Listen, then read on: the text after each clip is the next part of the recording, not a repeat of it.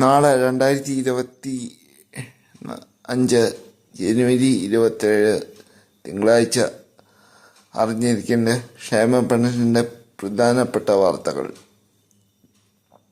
നമുക്കറിയാം, ജനുവരി മാസം 23-ാം തീയതി ക്ഷേമ പെൻഷൻ വിതരണം 3200 രൂപ വിതരണം ആരംഭിച്ചിരുന്നു. അത് കുടിശ്ശിക തുക 1600-ഉം പിന്നെ നടപ്പ് മാസത്തെ തുക ഇങ്ങനെ ചേർത്താണ് 3200 വിതരണം ചെയ്തുകൊണ്ടിരുന്നത്. ഇതിൻ്റെ രണ്ടാം ഘട്ടമാണ് നാളെ ജനുവരി 27 തിങ്കളാഴ്ച ആരംഭിക്കുന്നത്. വീടുകളിൽ എത്തിച്ചേരാൻ തുക ഉദ്യോഗസ്ഥർ പല സ്ഥലങ്ങളിൽ എത്തിച്ചേരേണ്ടതുണ്ട്. അതുകൊണ്ട്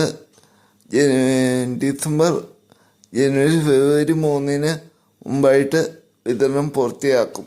അതുകൊണ്ട് തന്നെ നാളെ 27-ാം തീയതി തിങ്കളാഴ്ച വിതരണം വീണ്ടും സജീവമാകും.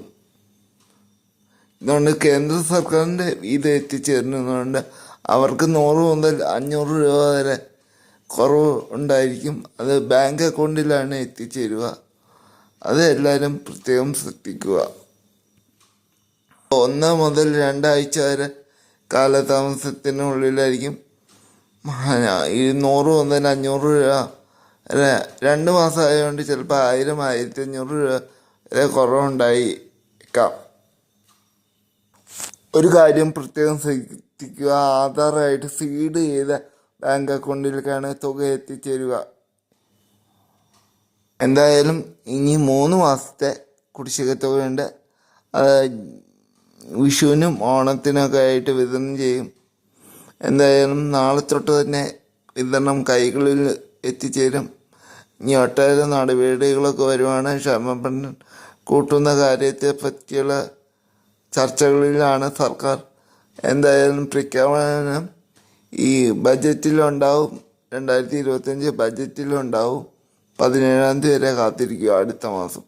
അപ്പം ഇത്രയാണ് ഈ വീഡിയോയിൽ പറയാനുള്ളത്. എല്ലാവരും ചാനൽ സബ്സ്ക്രൈബ് ചെയ്യുക. കൂടുതൽ ആളുകളിലേക്ക് ഈ അറിവുകൾ ഷെയർ ചെയ്ത് കൊടുക്കുക. നിങ്ങളുടെ അഭിപ്രായങ്ങളും നിർദ്ദേശങ്ങളും നിങ്ങൾക്ക് അറിയേണ്ട കാര്യങ്ങളും കമൻ്റായി രേഖപ്പെടുത്തുക.